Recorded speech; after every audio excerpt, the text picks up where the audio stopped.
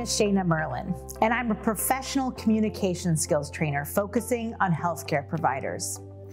We all come to work with the best intentions. We all want to do the right thing, and on most days, we're often able to accomplish the best for our patients, our families, and our loved ones. But no one's perfect. With all the tremendous pressures put on physicians, it's often not possible to have a textbook perfect encounter with all your patients. And there's not one script to follow to be an expert at de-escalation, as all patients are different with different needs, expectations, and circumstances. But the following tips on what actions to avoid may help you when confronted with an unreasonable, angry, aggressive, or even potentially violent patient. In this video, we'll also describe what actions are recommended to take after the encounter, including what to document.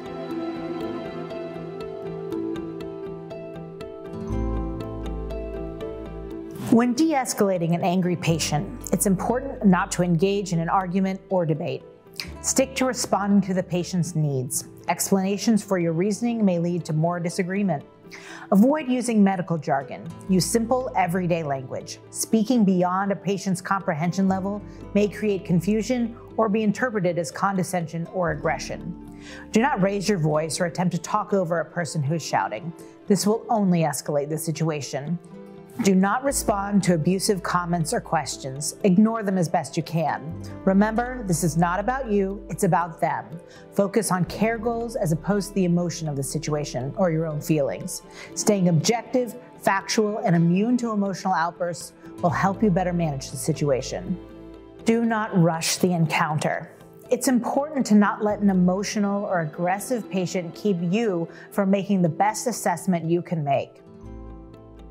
The #1 patient complaint is "I wasn't heard." To the best of your ability, take the necessary time to assess the patient. Avoid rushing to judge the situation or the patient's needs. Listen to the patient, acknowledge their concerns, and agree to next steps. Do not attempt to touch the disruptive person. Angry or agitated people may misinterpret physical contact as aggression. Do not stare at the disruptive person. In our last video, we provided the instruction to maintain eye contact with the patient. Just make sure that your eye contact does not become a fixed stare.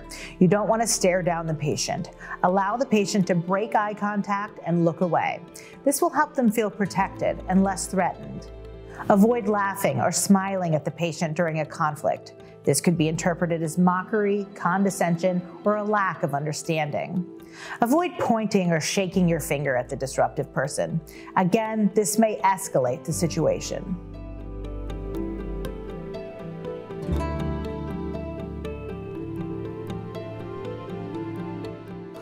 You made it through an encounter with a difficult patient, but your work is not quite done. It's important to document all disruptive patient encounters, especially if the encounter becomes violent. In addition, if employed by a large group or a hospital, inform your employer or risk management department immediately. Fully documenting the encounter will help establish a behavioral history for the patient and prepare for future interactions. It may also help identify triggers for the patient, including what actions, questions, or scenarios to avoid.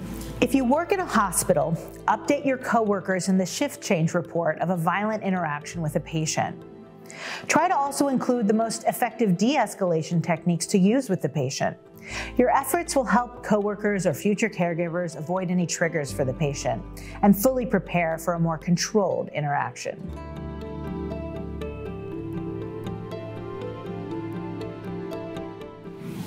Again, it's important to document as many details as possible that you can remember. Start with the date and time, reason for patient visit, requests made by the patient, the name and relationship, if possible, of anyone who came with the patient to the visit.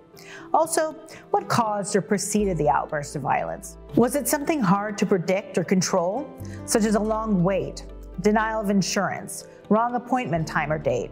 Or did the patient feel the front desk staff was rude to them? Or was the reason behind the disruption related to the patient's condition, such as learning about a poor prognosis, being in pain, seeking opioids, or an illness associated with agitation or violent behavior? Violence or agitation may also point to a patient condition that may or may not have been diagnosed. Document any abusive language or threats directed at you or your staff. Put the language in quotes to denote that these are direct quotes to the best of your memory. If the encounter was violent, document that type of violence that occurred and its severity.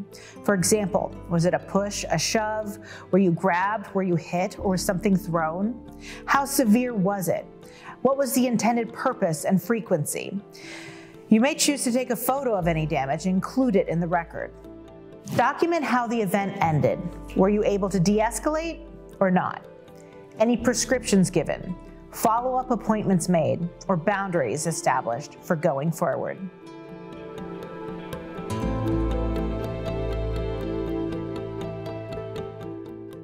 Angry, aggressive interactions with patients can lead to feelings of fear, guilt, or powerlessness. Depending on the severity of the incident, you may need to take a moment afterward for self-care. Taking the following steps immediately after an incident may help you put that incident in perspective so you can move past it. Document the incident while it's still fresh in your mind. Include as much detail as possible. This will ensure that you have the pertinent information needed for any investigation or other disciplinary actions. Report the incident to your supervisor. Discuss the incident with coworkers. They may offer their own observations or insights into the encounter or context for the patient's behavior. A debrief session during a huddle-up can also help everyone recover from the situation and may even create an opportunity for team building. Seek medical assistance if necessary. You may also experience symptoms of post-traumatic stress disorder or PTSD, such as a lack of appetite, difficulty sleeping, nightmares, or being unable to put the event out of your mind. If so, seek out a mental health care provider for more support. In the first video of this series, we saw a scene of a patient interaction that escalated out of the physician's control. Taking all the tools and techniques we've discussed in this series, let's see how that same scene may have been effectively de-escalated.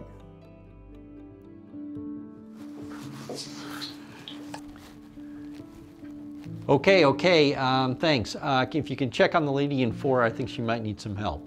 All right, thank you. Mr. Johnson, so sorry for the interruption. It's Johansson.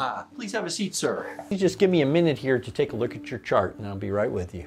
Thought you might have done that while I've been waiting here for the past 35 minutes. You seem upset. Is everything okay? No, I've been sitting in this room for the past 30 minutes freezing. Well, it is cold in here, and 30 minutes is a long time to wait, so I can understand your frustration. What seems to be the problem? I need a scan for my back. It's killing me. How long's your back been bothering you? I already told this story to your nurse 20 minutes ago. How many times do I have to repeat myself before I can get some help?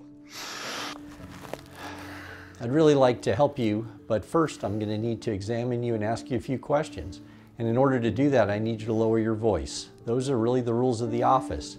We can either continue now, or I can reschedule you, or perhaps even find you another doctor. What would you like to do? I come to see you. You make me jump through 1,000 hoops. It takes a month to get an appointment. I have to take off work. I have to drive across town. I have to pay you. I already pay a ton in insurance. And you make me sit in this room and freeze for 30 minutes. And then all you want to do is talk about the same stuff over and over. And now you want to make me even wait longer? And you're going to blow me off? Give me a break. I hear you and I understand your frustration, and I really want to help you. So let me ask you a few questions and examine your back. Should be just 10 minutes tops. If we can do that, we can get it done now. Otherwise, we really are going to need to reschedule. Fine. Great. So when did your pain start? It's been about 3 months ago. That went better. The physician in this scenario did a number of things to help diffuse the patient's emotion and bring the conversation back to the business of the appointment. First, the busy physician took a brief moment to reset himself before greeting the patient. When the patient began to act out, the physician used active listening techniques and asked open-ended questions. He also paraphrased the patient's concerns back to him: the cold room, the long wait time, the back pain, helping the patient to feel heard and cared for. The physician also positioned himself at the patient's eye level and adopted non-threatening body language with his hands visible to the patient. He did not block the exit in case the patient wanted to leave. He was also clear about the rules of the office and his boundaries. He stayed calm and focused on solutions and options. Used together, these techniques helped to de-escalate the patient and allowed the physician to put the focus back on providing quality care. My name is Shayna Merlin. Thank you for watching this series. I hope it was helpful to you. For more information about TMLT's risk management help and services, please visit www.tmlt.org.